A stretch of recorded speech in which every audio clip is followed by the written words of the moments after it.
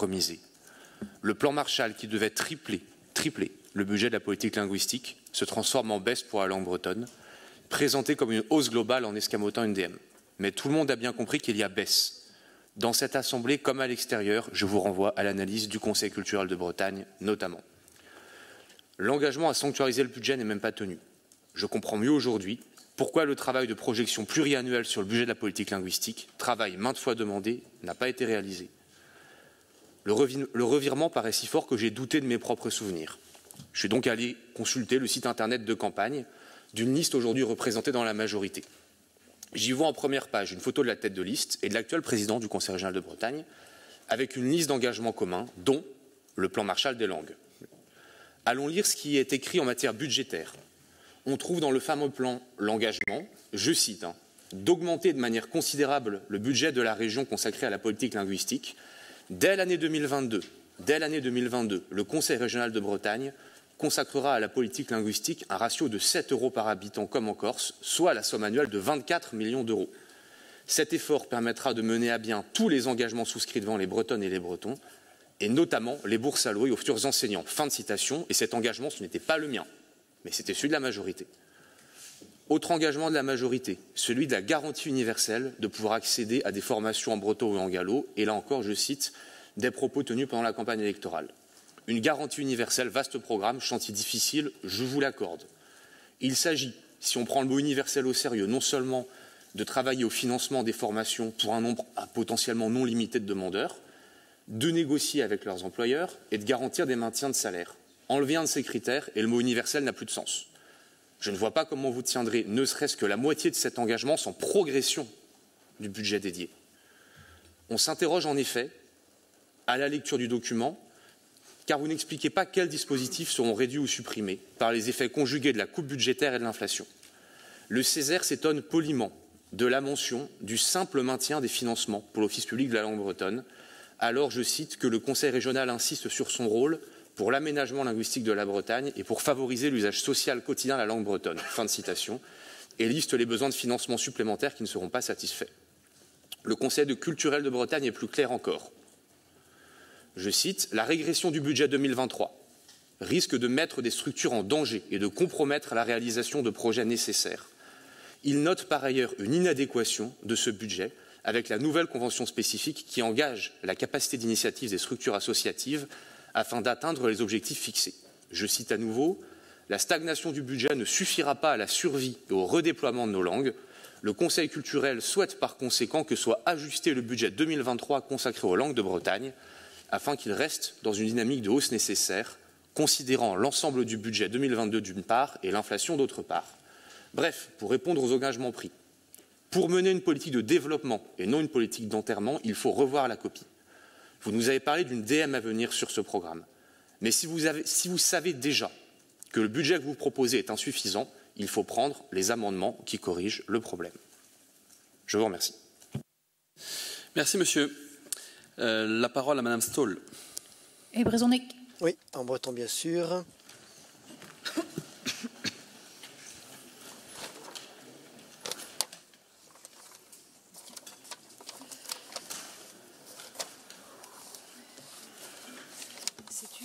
Voilà, donc nous ne sommes pas du tout à l'aise avec votre proposition en ce qui concerne le programme 301. En décembre, pendant les discussions sur les orientations budgétaires, vous avez promis, monsieur le vice-président responsable des finances, que le budget de la politique linguistique serait sanctuarisé. Or, elle n'est absolument pas sanctuarisée, puisqu'elle se voit affligée d'une diminution, ce qui nous a stupéfaits. Nous avions voté 9 680 000 € de crédit pour le fonctionnement et les investissements, alors que vous proposez aujourd'hui une diminution de 127 000 €. Notre but n'est pas de pleurnicher systématiquement, mais bien de prendre en compte la responsabilité exceptionnelle que nous avons envers l'avenir de nos langues, afin d'inciter les Bretonnes et les Bretons à maîtriser, à se réapproprier leur langue, ce qui implique des efforts budgétaires exceptionnels afin d'assurer la formation des enseignants, professeurs et instituteurs, mais également, et c'était votre promesse face aux élus, de permettre une formation à toute personne le souhaitant. Dire que la région ne peut faire plus n'est pas suffisant tant que nous n'avons pas de réponse claire de la part de l'État et que nous n'avons pas d'efforts de certaines collectivités ne suffit pas. Donc, nous avons entendu que vous avez eu un courrier de l'État, mais tout n'est pas éclairci.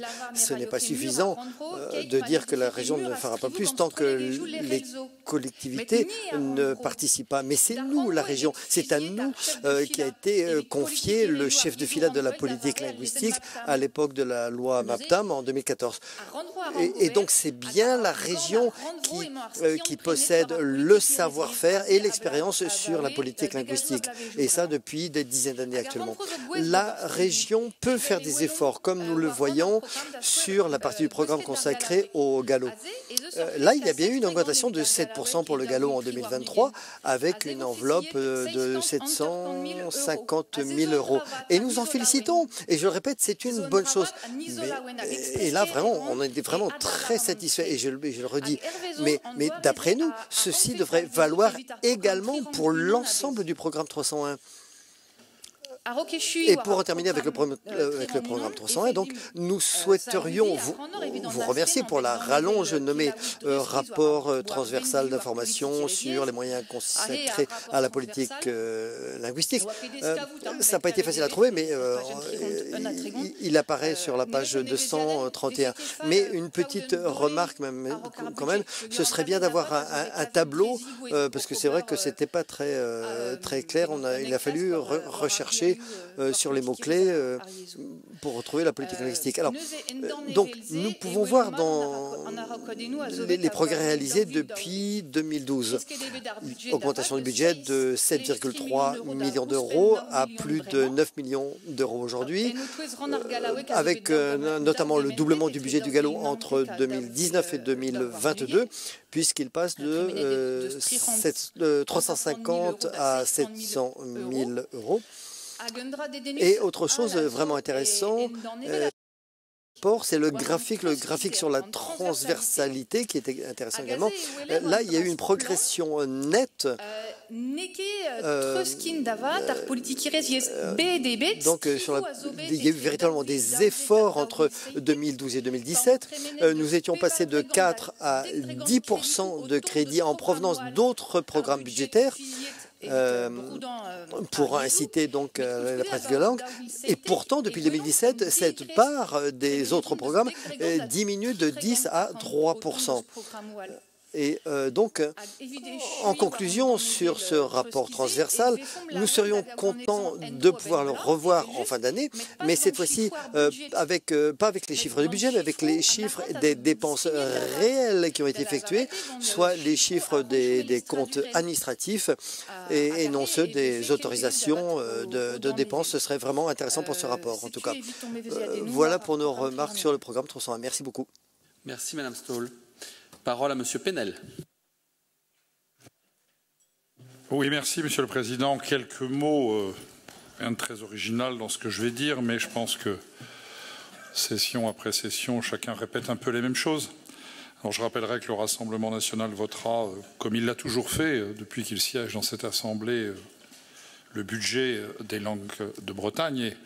Et je suis très attentif de voir tous ceux qui sont soucieux de préserver ces langues, ce qui me permet de les mettre un peu en contradiction, y compris dans votre majorité, Monsieur le Président, quand on massacre par contre la langue française avec l'écriture inclusive ou des noms venus d'ailleurs. Je préciserai d'ailleurs que j'ai un peu vérifié, je pense que vous êtes, c'est une originalité de votre politique, vous êtes la seule région de France où les rapports sont écrits en écriture inclusive. Alors, quand on veut défendre les langues, il faut défendre toutes les langues, y compris le français, et ne pas le massacrer. Ceci étant dit, quelques mots sur les langues bretonnes et galaises. nous considérons, pourquoi nous votons ce chapitre? Parce que nous considérons que ces langues font partie de notre identité. Moi, j'ai toujours un réflexe de me dire, si nos pères, nos grands-pères le faisaient, c'est que c'était pas tout à fait mauvais et que cet héritage doit être à la fois dans le présent et dans le futur. Je rappellerai à certains ici qui font des petits commentaires derrière mon dos qu'on n'a pas parlé le breton dans toute la Bretagne, mais ça, ils semblent l'ignorer. Moi qui connais bien la géographie, l'histoire de la Bretagne, je le rappelle toujours. Bien sûr, défendre les langues, parce qu'elles sont éléments de notre héritage, de notre identité, de l'héritage des pères. Mais ce n'est pas ce que défendent tous les élus. Je suspecte, moi, certains élus de mettre en avant, des élus qui siègent ici, hein, pas tous, mais des élus qui siègent ici, de mettre en avant cette défense de la langue bretonne particulièrement pour faire avancer leurs idées d'autonomisme et de séparatisme. Et ça, bien évidemment, nous ne suivons absolument pas cela.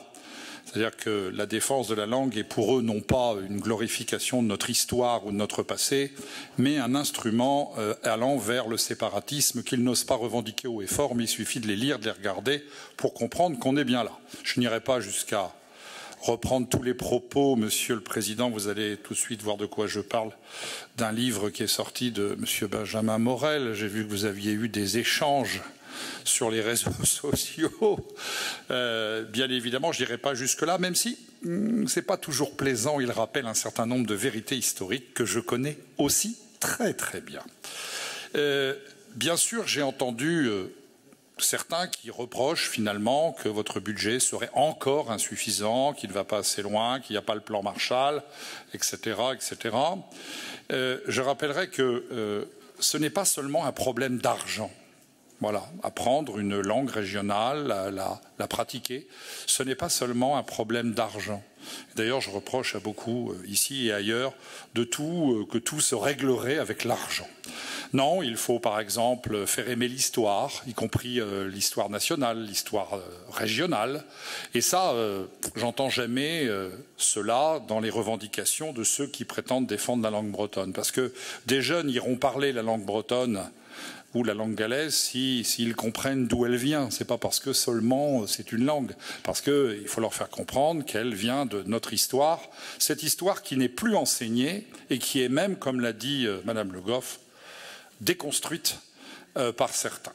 Voilà ce que je voulais vous dire, mais vous l'avez compris, je l'ai dit en tout début de mon intervention, nous voterons comme d'habitude ce programme. Merci Monsieur Penel. La parole à Monsieur Molac. Oui, merci Monsieur le Président. Donc effectivement, je crois qu'il y a un malentendu dans ce budget, parce qu'on confond le budget consolidé et le budget primitif. Or, dans le budget primitif, on a bien une augmentation. Alors l'augmentation la plus importante, en fait, elle a eu lieu tout simplement l'année dernière, puisqu'on est passé de 8,1 millions à 9,25 millions. Donc là, il y a une augmentation importante, une augmentation plus modérée cette année, mais qui tient aussi au contexte qui est le nôtre. Et vous comprenez bien que c'est un peu compliqué. Ensuite, je vois qu'il y a beaucoup d'amendements qui demandent à dépenser plus d'argent, mais on ne nous explique pas pour faire quoi. Et le problème, il est un peu là. C'est-à-dire qu'on sait très bien qu'il y aura une DM, puisqu'on est en négociation avec le ministre de l'Éducation nationale. Alors, personnellement, je fais partie de ceux qui aimeraient bien que l'éducation nationale soit régionalisée. Je crains d'être minoritaire très largement, y compris dans cette Assemblée, sur cet aspect-là, parce que quand le recteur me disait, quand je dis au recteur, vous n'avez pas assez d'enseignants formés, il me dit, j'en ai pas assez, effectivement, et je lui dis, c'est pas à moi de les former, c'est à vous, même si je le regrette. Donc, on est en train de discuter et on sait qu'on aura besoin effectivement de cette DM.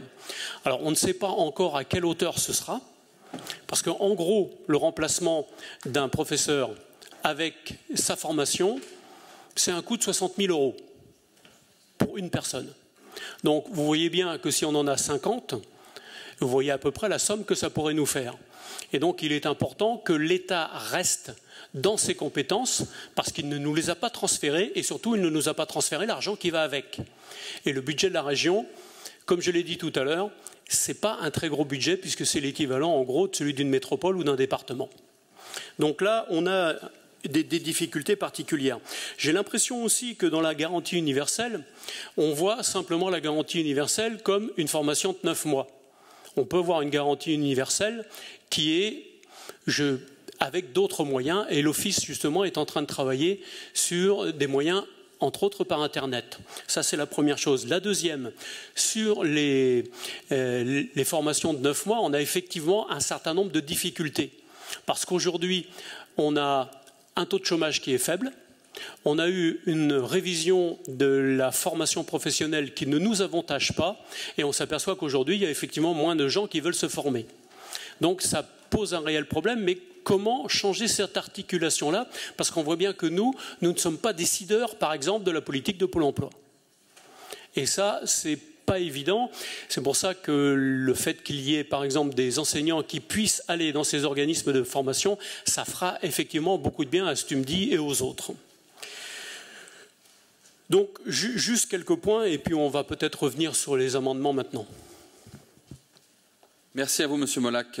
Dernier inscrit, Monsieur Moulek. Merci, Monsieur le Président. J'aurais pu céder mon temps de parole à mon collègue Neil Kawissin, dont je partage la quasi-intégralité des propos. Je reviendrai juste sur le passage l'année dernière, donc de notre convention spécifique sur la langue de Bretagne. Je me rappelle, si ma mémoire est bonne, que nous étions les seuls à nous être abstenus.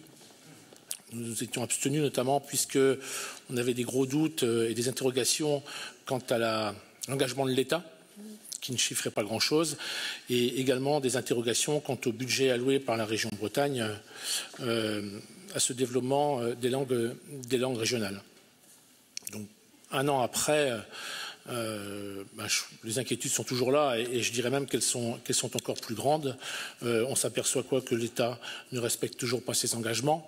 Et je citerai simplement 2 exemples pour illustrer mon propos. Le premier exemple concerne le nombre de postes offerts au concours du second degré en langue bretonne. 4 postes, simplement, ce qui est ridicule. Et le deuxième exemple que je souhaiterais donner, concerne la convention qui prévoit la création de postes à profil particulier permettant de faire revenir dans l'académie de Rennes des enseignants formés au breton, et pour lesquels on vient d'apprendre que les 5 postulantes enseignantes en région parisienne venaient toutes d'être refusées par les services départementaux du Finistère. Voilà.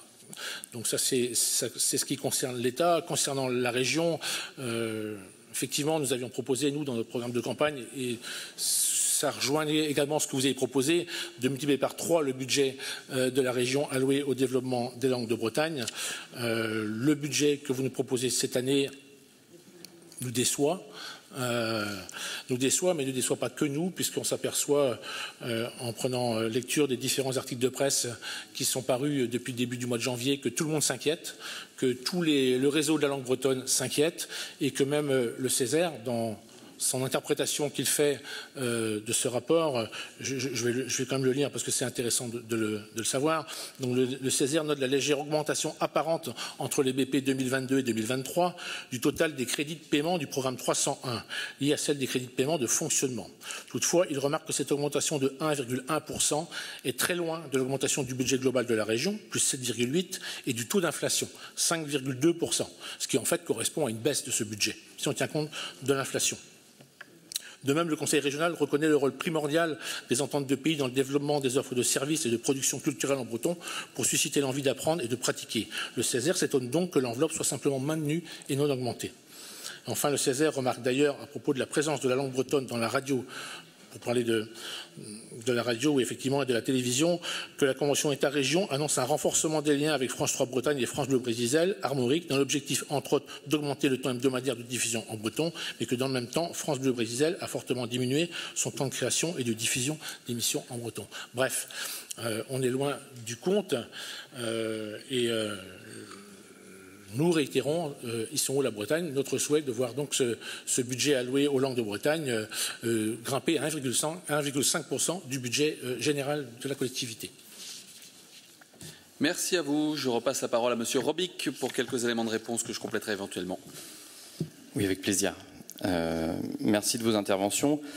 Tout d'abord, j'entends le terme pleurnicherie et déception. C'est des termes que personnellement je ne reprends pas parce que ce sont des désaccords et qui sont tout à fait légitimes à s'exprimer à la suite d'un projet qui effectivement a créé des grands questionnements.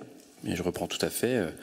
Nous avons bien consulté l'avis du Conseil culturel de Bretagne, nous avons bien consulté l'avis du Césaire. Je ne vais pas rentrer dans le débat budgétaire qu'a très bien évoqué Paul. C'est infini puisqu'on ne compare pas aujourd'hui des budgets qui sont les mêmes.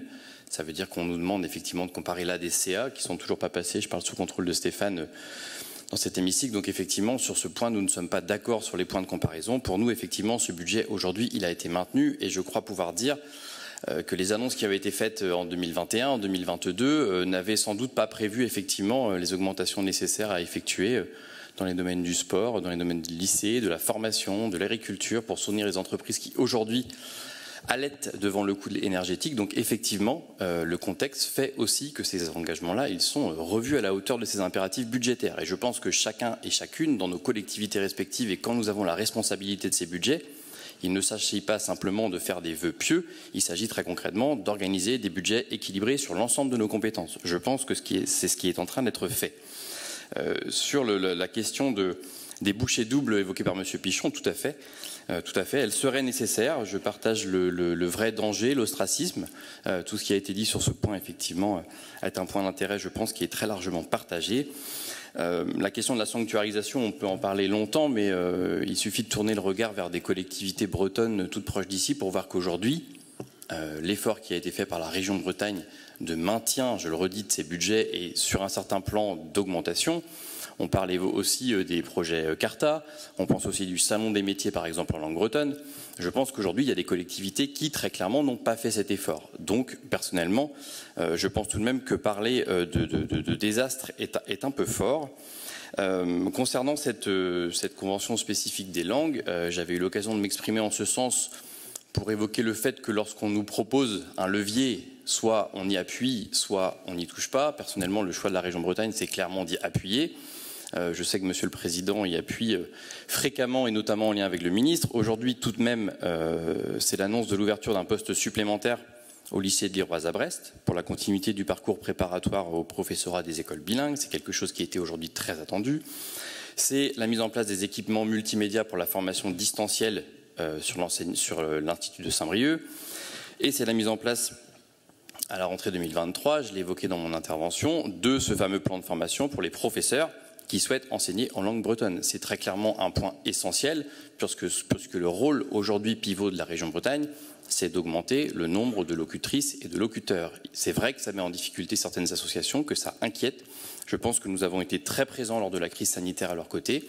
Je pense que nous avons été très présents à leur côté en 2022 sur des augmentations de budget qui ont été importantes. Et je crois qu'aujourd'hui, nous sommes dans cette continuité. Dire aussi tout de même qu'on n'a pas évoqué en session, mais les investissements importants immobiliers sur les lycées d'Iwan, je pense à Carhaix, je pense à Vannes, sont aussi quand même des engagements qui sont aujourd'hui très forts et qui structurent très clairement cette opération de valorisation de l'enseignement en langue bretonne. Dire aussi que le février, normalement, verra la réunion de ce dispositif de concertation pour continuer de dialoguer avec l'État sur le déploiement de l'enseignement bilingue. Dire aussi, je crois, que le comité de suivi qui avait été demandé sur l'application de la convention spécifique va être mis en œuvre et que le travail sur les indicateurs qui avaient été appelés des vœux des différents groupes dans cet hémicycle va également être mis en œuvre. Et qu'aujourd'hui, il serait compliqué de dire que nous ne montons pas les marges de cette convention spécifique. C'est vrai, il est nécessaire d'un rapport de force important et je crois que Monsieur le Président s'y emploie. Et j'espère avoir répondu, non pas en détail, parce que j'avoue je ne pas maîtriser l'ensemble de la stratégie financière de ce budget comme Madame Stoll, mais j'espère avoir répondu à l'essentiel des questionnements. Merci à vous, merci. Pour une équipe C, c'est très prometteur, Monsieur Robic. Vraiment, merci beaucoup et merci de votre investissement tout au long de l'année aux côtés de Christian et aux côtés des collègues sur ces sujets importants. Les langues de Bretagne sont au cœur de ce que nous avons à construire pour l'avenir de notre région. Et bien entendu, je sais les responsabilités qui sont les nôtres. Je sais les responsabilités qui sont les nôtres et je veux dire par contre que le rôle de chef de fila ne veut pas dire responsabilité unique. Ce point-là est important parce qu'on confond un peu les choses. La responsabilité, elle est partagée. Elle est partagée entre l'État, la région, les autres niveaux de collectivité, partagée avec toutes celles et ceux qui font la Bretagne. Et si la région doit entraîner, vous avez parfaitement raison, la région ne peut pas être comptable des efforts de tous. Nous avons j'ai entendu le mot de politique d'enterrement. Permettez-moi de dire que je trouve cela indécent. Je trouve ça indécent. Quand on parle de plus de 9 millions d'euros, c'est certes pas assez, c'est certes un effort supplémentaire que nous devrons faire à l'avenir et j'y reviendrai, mais après 1 million d'euros supplémentaires vantés en décision de budget l'année dernière, il y a un an, puis les DM tout au long de l'année, nous avons été largement à notre place et nous avons tenu notre rang, notamment dans la période Covid. Et je me souviens bien des appels de nombre d'entre vous, quels que soient les bancs, pour m'alerter sur telle ou telle situation, de telle ou telle structure, de telle ou telle association. Et à la question de que peut faire la ville, que peut faire le département, ah ben ils ne peuvent pas, il faut que la région soit là. Et on les a votés en DM, on les a votés en commission permanente. Commission permanente, les unes après les autres, quelquefois très discrètement, pour éviter quelques problèmes. Et tout cela a été fait.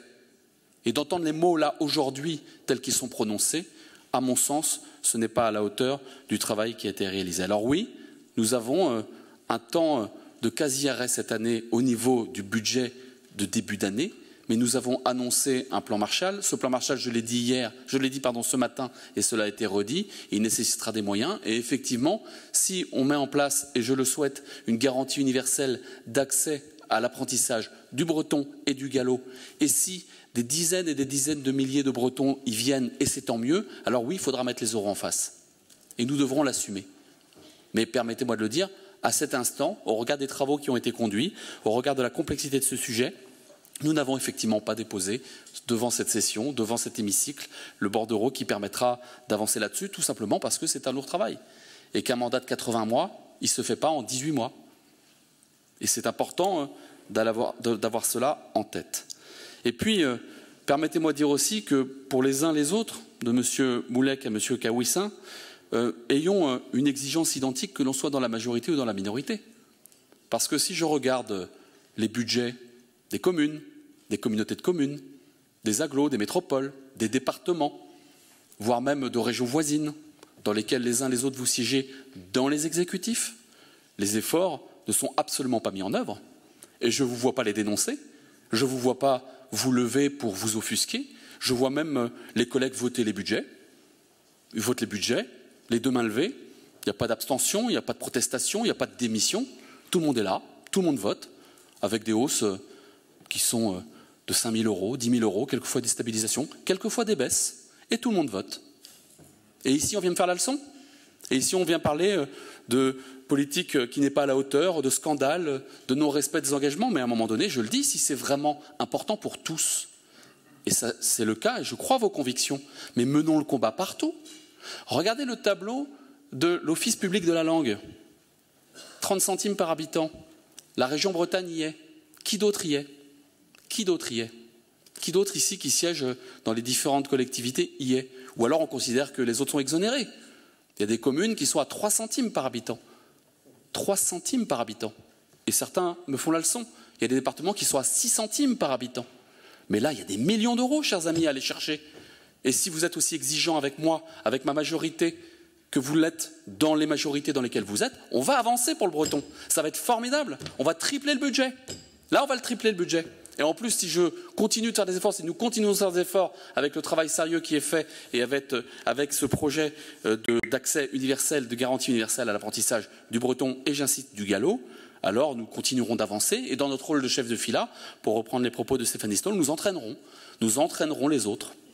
Mais que les autres commencent déjà à s'échauffer. Hein.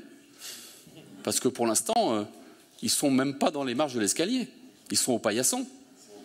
Donc, à un moment donné, chers collègues, le breton, le gallo, c'est un sujet suffisamment sérieux pour que chacun prenne ses responsabilités dans les collectivités où il siège. Et moi, je suis prêt à faire la transparence des chiffres. Je pense qu'on parle beaucoup d'observatoires sur beaucoup de sujets. D'observatoires sur le bio, d'observatoires sur la formation professionnelle, d'observatoires sur les étudiants et combien ils payent à la cantine.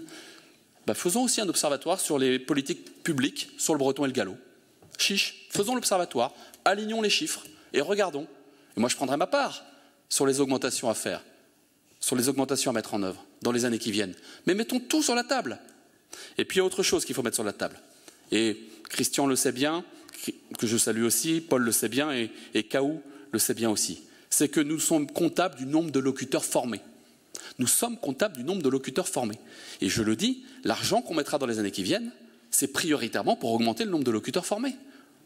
Parce que oui, bien sûr, il y a une politique à mener dans le domaine culturel, il y a une politique à mener dans la collecte, il y a une politique à mener pour faire en sorte que l'on puisse traduire différents éléments de notre vie quotidienne. C'était très bien dit par Ronan Pichon tout à l'heure. Il faut que dans la vie quotidienne, le breton, le gallo s'entendent, soient utilisés régulièrement.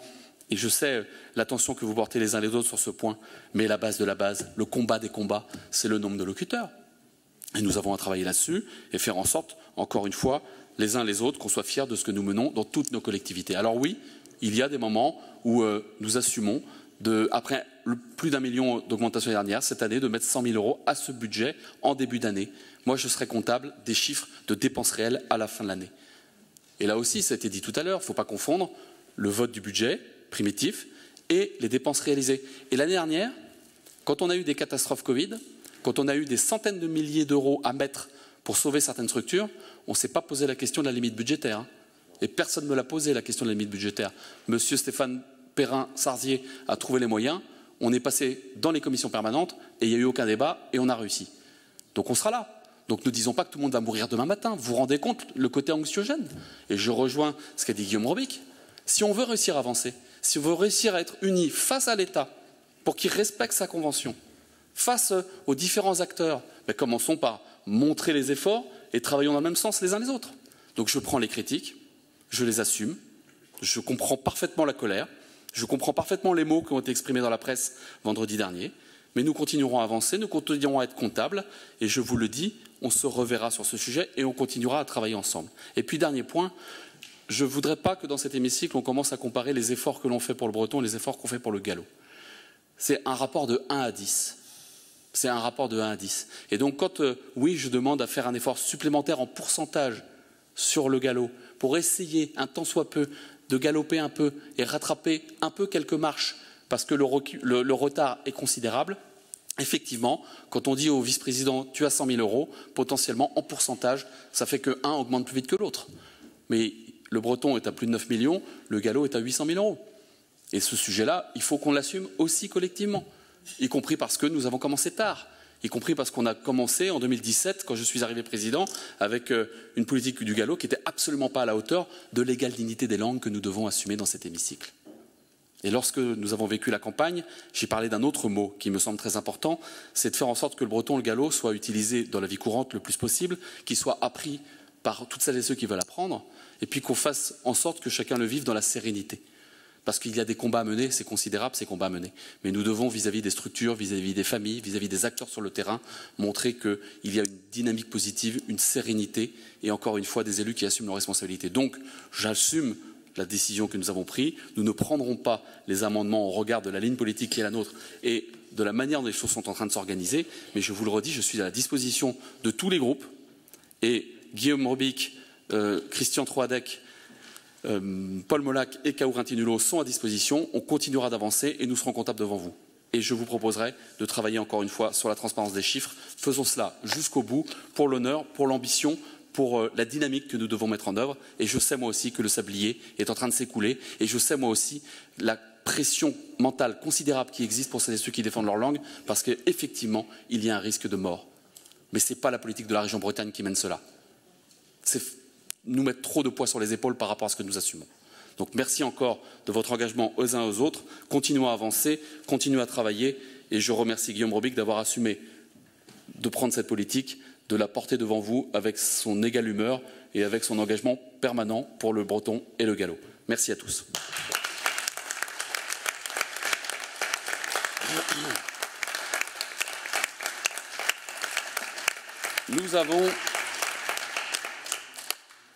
Nous avons 5, 6, 7, 8 amendements. Nous avons 3 porteurs d'amendements. Je vous propose à tous les 3 de prendre la parole pour présenter vos amendements, puis je ferai un vote sur les amendements, puis un vote sur le bordereau lui-même.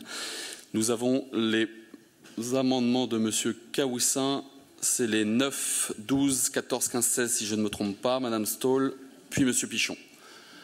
Monsieur Kawissin, je vous en prie. Oui, je vous réponds rapidement avant de présenter les amendements, puisque je fais partie de ceux qui ont été interpellés.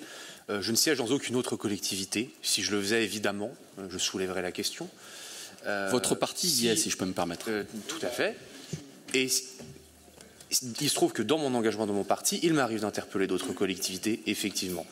Il se trouve que là, on siège en tant que conseillers régionaux, il me semble. Donc moi, je m'adresse au Conseil régional de Bretagne. Aujourd'hui, et dans d'autres occasions, il peut m'arriver de m'adresser à d'autres niveaux de collectivités. Par ailleurs, il y a effectivement la responsabilité partagée des collectivités et il y a les engagements qui ont été pris et qui ne sont pas les mêmes dans les différentes majorités qu'on peut trouver. Je présenterai en breton, du coup, les 5 amendements 9, 12, 14, 15, 16.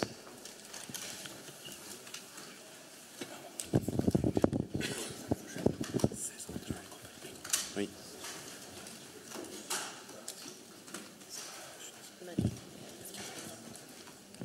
Mardé. Voilà donc un ensemble de propositions pour le breton et le gallo. Tout d'abord, la formation. Elle est essentielle pour développer l'usage des langues de Bretagne dans la vie sociale et pour atteindre les objectifs fixés pour l'enseignement, les médias, la culture, etc. Des objectifs ambitieux ont été fixés, comme celui de la garantie universelle de formation en breton et en gallo. Quand on connaît toutes les complexités qui se posent aux candidats potentiels, on mesure le chemin qui reste à parcourir, le travail et les formations de financement. Même pour les personnels de la région, se former en breton n'est pas une évidence. Du fait de leur situation administrative, par exemple ceux et celles qui travaillent dans les lycées, ou bien les pertes de salaire pendant la formation. Il faut assumer l'engagement de la région pour élargir les possibilités de suivi de ces formations. Sans moyens supplémentaires, ce sera un vœu pieux. Nous proposons aussi de renforcer l'aide au travail de collectage en gallo et de participer à la relance d'émissions en gallo dans les médias publics. 40% de la population ignore encore l'existence du gallo, proportion qui serait sûrement beaucoup plus faible si, par exemple, on entendait régulièrement sur une radio publique cette langue. Nous ne proposons pas, bien sûr, de tout payer à la place des chaînes publiques, mais de contribuer à un redémarrage. Nous ajoutons 1 million au programme 301, de quoi financer nos propositions et aussi, bien sûr, de préserver ou développer les dispositifs en cours, dont ceux qui seraient menacés par la coupe budgétaire inscrite au projet de budget primitif. Nous espérons que cette hausse sera acceptée. Si, en revanche, l'amendement 9 est rejeté, nous retirerons les autres amendements, à savoir 12, 15 et 16, car ils ne seraient plus finançables. Il ne nous resterait donc sur ce programme que l'amendement 14, qui vise à clarifier ce que l'on entend par bilinguisme et par trilinguisme dans la communication régionale. Cet amendement n'appelle pas de dépenses nouvelles. Voilà, merci. Merci à vous. Je propose à Stéphanie Stoll de prendre la parole. J'ai raté M. Pichon, ça aurait dû commencer par M. Pichon, il me présentera ses excuses. Je lui présente, pardon, mes excuses. Excusez-moi, M. Pichon. Allez-y, Mme Stoll. Et je vais vous parler en français. Voilà. Donc, on vous propose 2 amendements, un 10 et un 11. Donc, il nous semble central d'augmenter les moyens financiers alloués à la politique linguistique. On a bien entendu le contexte budgétaire qui faisait que vous vouliez avoir une approche mesurée sur la question. Et c'est pour ça qu'on vous a fait une proposition d'amendement qui était mesurée, en se basant principalement sur l'inflation et puis sur l'addition sur la prise en compte du budget et de l'ADM de 2022. Donc on vous a entendu dire que vous ne recevriez pas cet amendement et on ne comprend vraiment pas, d'autant plus que notre collègue Paul Molac a dit en discours de politique générale, il a annoncé qu'il y aurait des décisions modificatives sur le 301. Donc ça veut dire que vous avez des éléments qui vont dans le sens que l'inscription budgétaire aujourd'hui n'est pas suffisante et qui serait donc il nous semble qu'il serait vraiment opportun de soutenir ces propositions d'amendement, que ce soit la nôtre ou celle de Brisa Glaise, puisque vous avez conscience que votre proposition budgétaire n'est pas au niveau des ambitions que vous nous annoncez ou des questions de terrain, puisque comme on le sait, nous ne sommes pas dans les services, on n'a pas le suivi aussi près que vous des dossiers. Et c'est aussi une question de sincérité budgétaire aussi. Enfin, on connaît la situation, l'ambition politique, et donc au moment du budget, on est censé voter un budget sincère qui est en phase entre les ambitions et les moyens. Et vraiment, c'est une incompréhension de voir votre... alors, est-ce que intransigeance, c'est le mot, c'est peut-être un petit peu fort, mais vraiment cette impossibilité de discuter sur le montant alloué au programme 301. C'est vraiment une incompréhension, parce qu'il y a notre proposition, il y a une autre proposition, et voilà, mais enfin, visiblement, ça ne va pas changer, bien qu'on le défende avec envie, mais voilà, c'est nécessaire de le faire. L'autre amendement qu'on vous propose, c'est d'avoir... Alors, il faut que je prenne ma bonne feuille. Le deuxième, c'est le 11, c'est d'avoir une approche pluriannuelle de la politique linguistique. Parce que vous avez évoqué ces 80 mois de mandat. Donc, on est bien d'accord qu'il y a une question de montée en puissance à avoir. Il y a également un enjeu de montée en puissance au niveau de la formation des acteurs de terrain, que ce soit une montée en puissance au niveau des capacités linguistiques, mais aussi de capacités opérationnelles. Parce que pour agir sur la politique linguistique, non seulement il faut des capacités linguistiques, mais il faut d'autres capacités opérationnelles qui relèveraient sûrement des programmes de formation de la politique de formation professionnelle. Il y a aussi des enjeux de production de contenu culturel, etc., etc. Donc, nous, ce qu'on vous propose, et c'est pareil, c'est un amendement, je vais dire en commission, proposé de sagesse, d'accord ? C'est de se dire, bon, voilà, on a cette ambition, on a ce mandat. La nécessité, c'est... Alors, vous aviez parlé avec Monsieur QF de faire 3 fois le budget tel qu'il était avant l'élection. Nous, on vous propose d'atteindre 1% du budget de la région, ce qui pourrait revenir au même, étant donné l'augmentation des budgets. Là, on l'a vu encore entre l'exercice passé et l'exercice suivant. Donc, c'est d'inscrire ce principe dans nos objectifs politiques, une évolution pluriannuelle de l'évolution à la hausse du budget du programme 301. Merci madame. Je passe la parole à monsieur Pichon.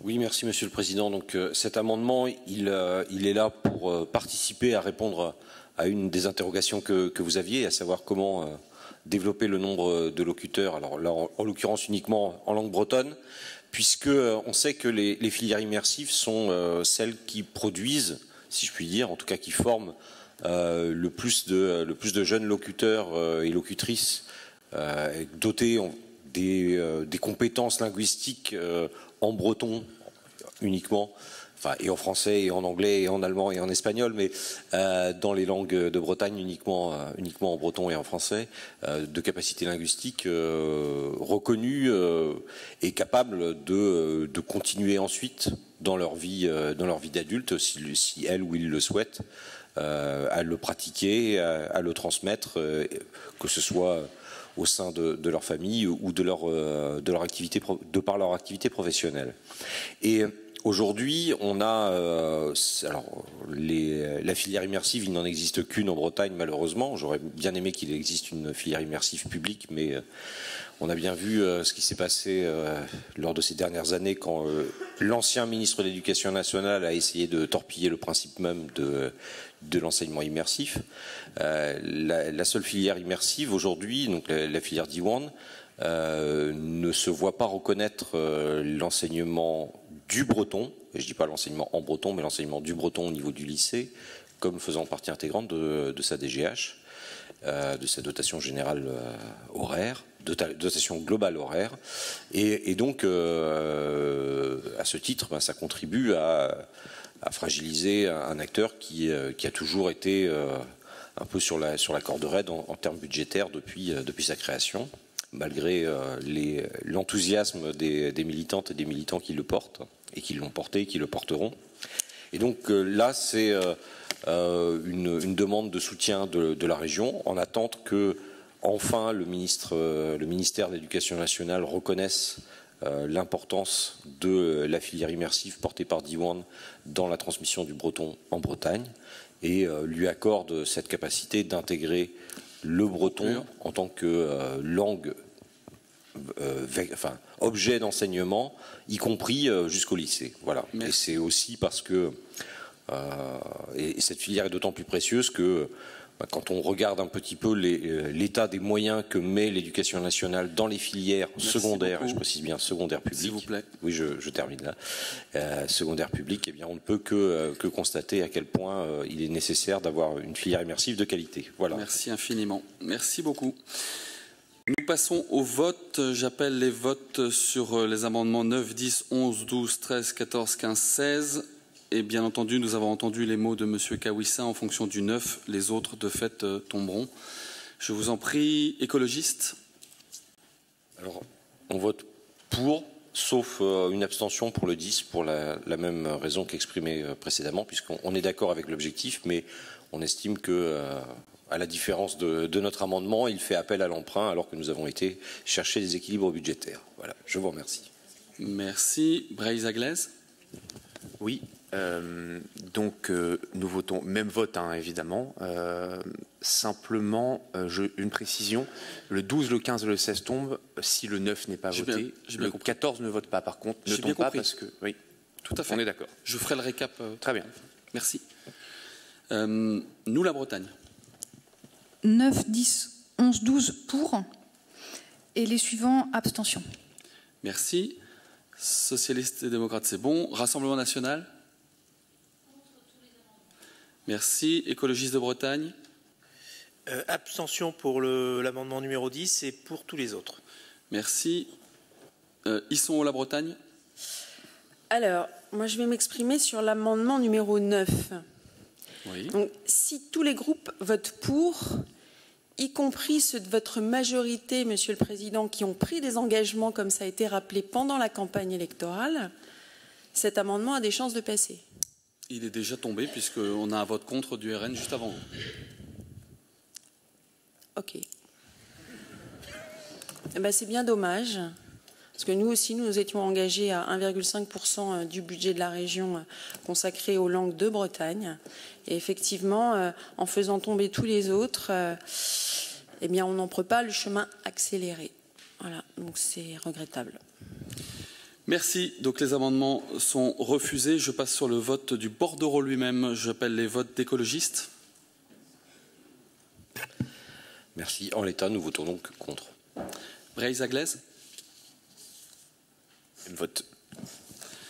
Nous, la Bretagne. Alors, je vais faire une explication de vote pour commencer. Je vous en prie. C'est pas habituel pour moi, mais c'est bien. Il y a une première atout. Vous avez rappelé, Monsieur le Président, la nécessité d'être unis face à l'État.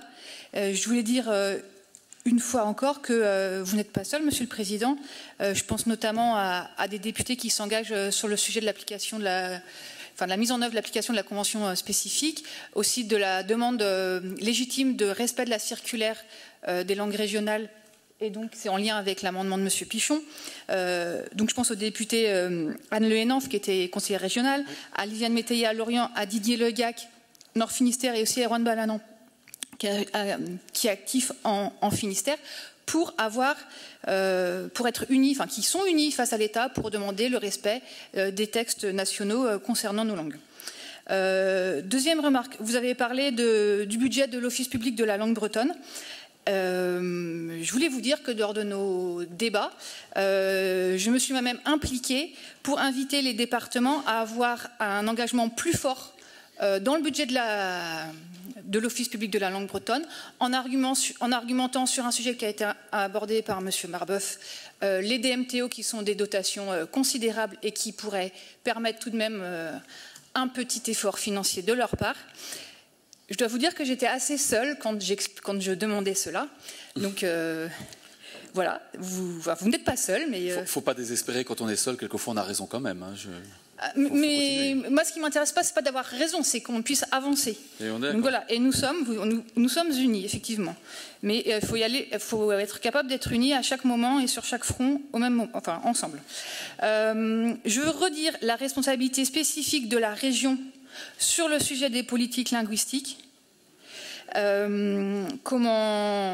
Et la dernière réponse, le dernier commentaire que j'avais, c'était le mot plateforme qu'a prononcé Paul tout à l'heure, par rapport à votre engagement de campagne de garantie universelle de formation. Moi, si c'est des plateformes d'apprentissage linguistique, la réponse, pour moi, ça c'est une réponse low cost. Et c'est pas ce genre de réponse dont on a besoin. Former des locuteurs, c'est pas devant un ordinateur. Les plateformes, le type de plateforme qui m'intéresse, vous voyez, là sur ce coup-là, c'est plutôt Netflix. Et je pense à Netflix parce que y a une série galloise tournée en gallois et qui est désormais diffusée sur Netflix, donc RBDABS dans le monde entier. Et c'est ce genre de plateforme qu'on veut, nous, pour nos langues de Bretagne, pour le breton, pour le gallo, peut-être pas tout de suite, mais donc voilà. Et c'est ça notre ambition. Et donc notre vote, ce sera une abstention. Merci. Je veux vous rassurer sur le sujet des plateformes. À mon avis, Paul Molac est d'accord avec vous. Pas besoin de poser la question. On ne va pas mettre une plateforme d'apprentissage en ligne, Duolingo, machin truc, et hop, c'est terminé. Ce serait indécent au regard des annonces que nous avons faites. Donc je sais qu'il y a cette solution-là parmi plein d'autres. Elle existera certainement, parce qu'il y a une demande pour ce type d'outils, mais c'est bien du face-à-face et de la solution organisée avec les différentes structures de formation qui existent en Bretagne, sur laquelle nous devons travailler. Et je vous redis que dès le retour de Christian, nous aurons l'occasion d'en parler et de travailler là-dessus, avec un retour d'ici la fin de l'année. Merci en tout cas de ces débats passionnants et passionnés. Je sais votre engagement, je respecte profondément l'engagement de chacun, chacune, au-delà des mots que nous avons pu avoir et que nous avons sur ces sujets. Et je vous remercie encore une fois de l'énergie que vous y mettez les uns et les autres. Je vais passer la parole à Madame Massé. Monsieur le Président, pardon de vous interpeller, mais nous n'avons pas expliqué nos votes. Oh pardon, j'ai oublié RN, excusez-moi.